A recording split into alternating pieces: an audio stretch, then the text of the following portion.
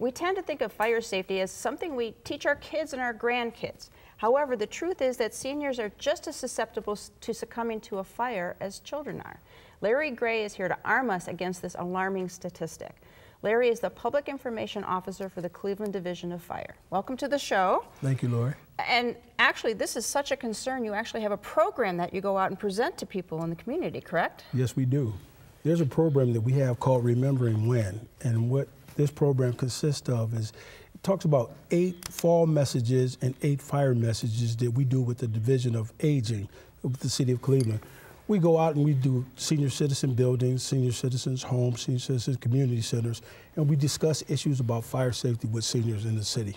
And that's great, because people forget, right? Yes, they do. We're going to highlight a few of those safety tips today. We're going to start with cooking. Cooking is the #1 cause of fire, and because of that, we want to talk about a few things that seniors need to be thinking about. First thing we want to talk about is mismedication. There's a lot of seniors out there that when they're cooking, they tend to have a tendency to mismedicate.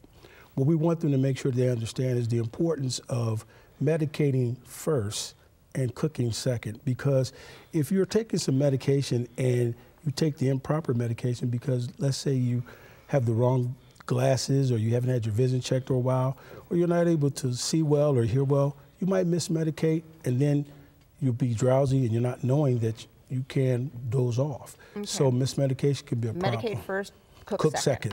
All right. Second thing we want to talk about is making sure that you stay at the stove. You don't want to walk away from the stove when you're cooking. That's a big problem in the city because people have a tendency to get distracted. So we want to make sure we emphasize to stay at the stove.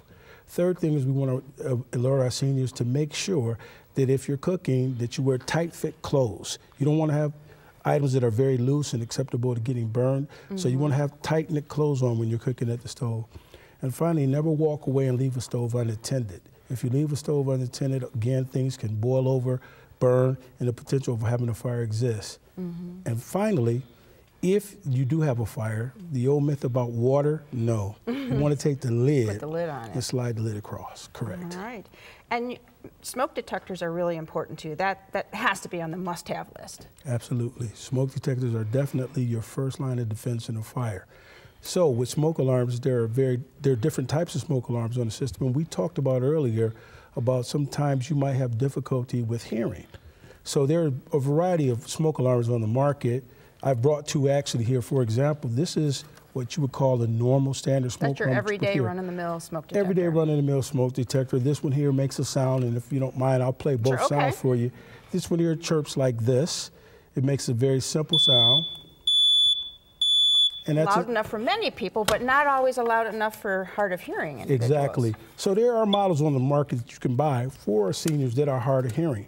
And unfortunately, when you get a model like that, what you do is you get one and it's ultra loud. As you can see what I'm talking about. Oh, yeah. That one makes a lot of noise. So what we want to do is prepare seniors to understand that if you have a situation where you're not able to hear this one, you want to buy an ultra loud one. Second thing is they need to check the batteries. A lot of seniors can't reach the ceiling to touch the batteries, but what you can do in an event is ask a neighbor or ask a family member. If a neighbor or a family member can't assist you, an easy way to check the batteries is to just get a broom and actually use the broom handle to push it up to the ceiling, and that'll push the button for you. That way you won't have to use a ladder or step stool to get on it, and the potential of a fall exists. These are great tips. I'm sure there are more. I wish we had more time. There are several other must-know tips we don't have the time for, so use the information that's coming up next to learn more. My thanks to Larry Gray for giving us this vital fire safety lesson. To learn more, contact Cleveland Fire Headquarters at 216-664-6800 or log on to www.city.cleveland.oh.us and choose Fire under City Departments. Next,